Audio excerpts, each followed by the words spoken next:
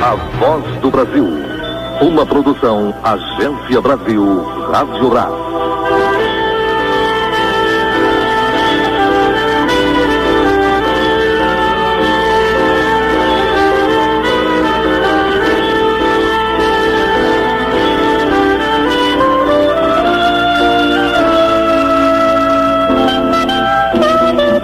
A ministra da Economia descarta mudanças no plano de estabilização econômica. O governo brasileiro homenageia os 45 anos da Organização das Nações Unidas. A cena principal sai para 2 apostadores. E mais, o presidente Fernando Collor reúne o seu ministério e avisa: quem destoar do seu governo será substituído. Quem se colocar em desacordo com o nosso ideal terá de deixar o governo. Quem destoar do conjunto será substituído. Essas mudanças são parte normal da vida pública. São também instrumento essencial na manutenção da unidade da equipe e na ação ética do governo. Outras informações sobre a reunião ministerial você vai ouvir ainda nesta edição. 7:01. Em instantes, o presidente Fernando Collor volta a pedir aos empresários que ajudem no combate à inflação. O pedido foi feito durante a 7ª reunião ministerial do seu governo.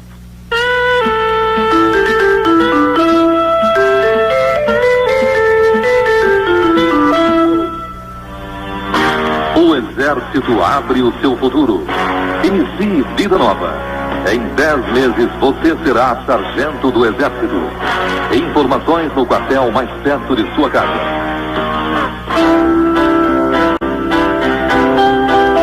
Esta é a Voz do Brasil. Produção Agência Brasil.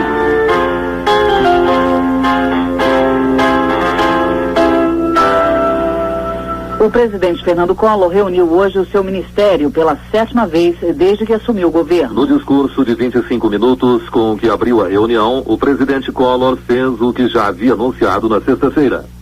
Assumiu a contraofensiva nos episódios que atingiram a imagem de sua administração nas últimas semanas. Num discurso duro e objetivo, o presidente cobrou a unidade de sua equipe e afirmou que não vai admitir que os problemas internos de seu governo continuem sendo tratados na imprensa. Segundo ele, isso é um sinal de falta de entrosamento e reafirmou o comando único do governo. O presidente Collor disse que não vai permitir o favorecimento de quem quer que seja, por parte dos integrantes de sua equipe. Assim, não permitirei, em hipótese alguma, que se coloque em risco o grande projeto de reconstrução em que estamos todos empenhados.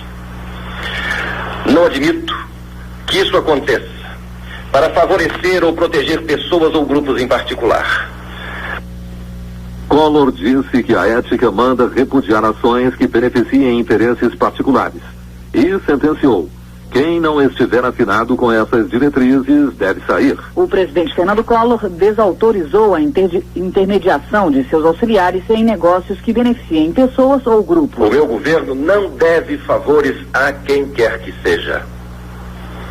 Deve apenas ao país o resgate dos compromissos assumidos, tanto no que diz respeito à execução do nosso programa, como no que se refere ao exemplo de lisura, abnegação e patriotismo que temos a obrigação de dar ao Brasil e ao mundo. O presidente Collor pregou a harmonia entre os poderes da República e disse que o seu governo quer colaborar para um judiciário mais ágil, dotado dos meios mais modernos que lhe permitam vencer as dificuldades que lhe obstruem os passos. Quanto à classe política, o presidente recomendou uma avaliação sobre o resultado das últimas eleições. Ele disse que o número de votos brancos e nulos significa que a sociedade quer um parlamento forte e atuante. E afirmou que cabe ao Congresso recuperar o prestígio que teve no passado perante a nação como um todo. O meu governo deseja avançar lado a lado, com um parlamento vigoroso e responsável, com um parlamento que, diligente e operoso, seja palco de debates e decisões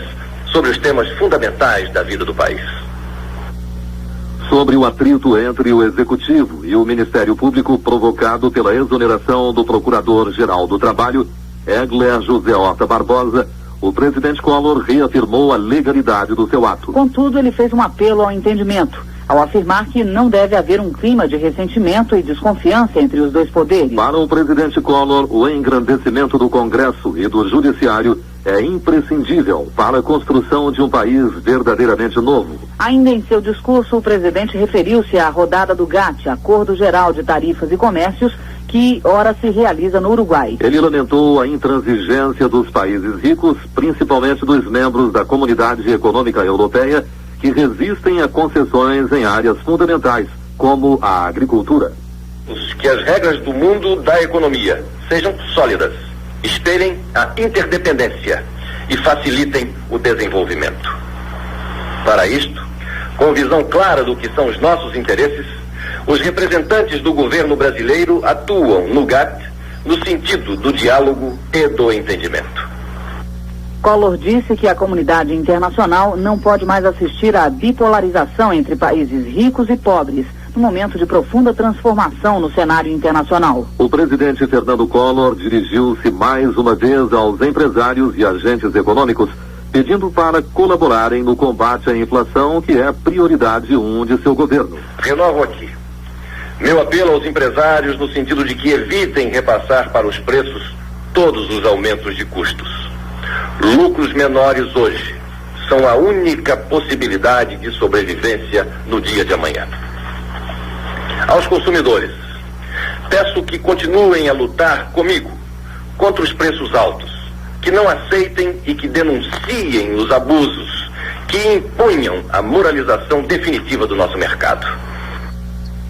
O presidente Collor encerrou seu discurso reafirmando o compromisso de um governo sério e honesto, com o apoio do povo, do Congresso e do Judiciário, a fim de vencer as batalhas que surgirem. A reunião do presidente Fernando Collor com os 12 ministros e os 8 secretários de Estado durou 4h30. Depois do discurso do presidente, que durou 25 minutos, quando foi permitida a presença dos jornalistas, houve a segunda parte da reunião, a portas fechadas. Foi quando o presidente Fernando Collor concedeu a palavra aos ministros e secretários especiais. Cada um fez uma exposição sobre os trabalhos e projetos desenvolvidos em sua pasta. Somente a ministra da Economia, Zélia Cardoso de Mello, saiu mais cedo do Palácio. Ela foi para outra reunião no Ministério da Economia com representantes do Banco Mundial. Durante a reunião, o presidente exigiu dos seus auxiliares a transparência como regra básica do seu governo e o combate à inflação como prioridade. Do Palácio do Planalto, Lourival Macedo. O presidente Fernando Collor recebeu hoje o projeto de lei do Senado, já aprovado pela Câmara dos Deputados, que acaba com a antecipação dos feriados para as segundas-feiras. O projeto original da Câmara pretendia apenas evitar a antecipação de 2 feriados, 12 de outubro e 2 de novembro. O substitutivo do Senado, enviado hoje ao presidente Collor, simplesmente revoga a antecipação das comemorações de feriados. O texto foi aprovado sem emendas pela Câmara e assinado hoje pelo presidente da Casa, Paes de Andrade. E o feriado de sexta-feira, dia de finados, não será antecipado. O Gabinete Civil da Presidência da República decretou ponto facultativo para as repartições públicas federais. Os bancos não vão funcionar no dia 2 de novembro. São 7h09 agora. Em instantes, sai a primeira versão da cartilha sobre a renegociação da dívida externa brasileira.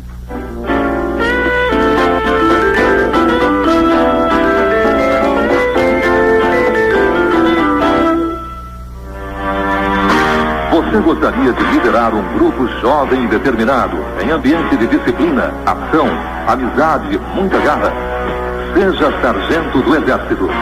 Informe-se no quartel mais próximo de sua casa. Cuidado! Os piratas de software estão à solta. Uma das formas de proteger legalmente o seu programa de computador é o registro no INPI. Requerendo seu registro no Instituto Nacional da Propriedade Industrial, você terá uma prova de propriedade do software. Assegure seus direitos. Procure o INPI na Praça Mauá, número 7, Centro do Rio de Janeiro, ou uma de suas representações estaduais. Ligue para 021 233 0735.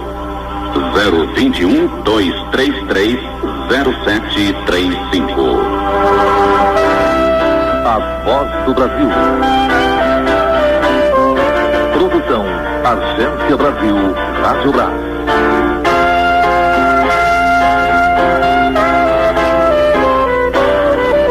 O Ministério da Economia divulgou esta tarde uma primeira versão da cartilha que apresenta a proposta brasileira de renegociação da dívida externa que será distribuída entre as entidades formadoras de opinião. A primeira versão da cartilha, com 11 páginas, já foi enviada aos membros da Comissão Nacional do Pacto Social, que se reúne nesta terça-feira. O secretário de Política Econômica do Ministério da Economia, Antônio Candir, explica que a cartilha é uma iniciativa do governo no sentido de popularizar a proposta brasileira de renegociação da dívida externa, que muda o eixo das discussões, estabelecendo como princípio intocável a capacidade de pagamento do Brasil. Segundo Antônio Candir, a reunião do pacto foi considerada um momento oportuno para a discussão da proposta. Da mesma maneira que apresentamos ao Congresso Nacional, nós temos a oportunidade de, na mesa do entendimento, apresentar e dar ciência dessa proposta. Tem algum tipo de apoio, manifesto a essa proposta? Parece uma expectativa que nós não colocamos. Nós simplesmente sentimos que é oportuno e importante que o governo esclareça essa proposta a todos os setores da população, setores, vamos dizer assim, principalmente os formadores de opinião, e nada melhor do que começar esse processo, uma vez tendo tido a primeira conversa com o Congresso Nacional, começar esse processo de esclarecimento através dos membros que compõem a Comissão Central do Entendimento.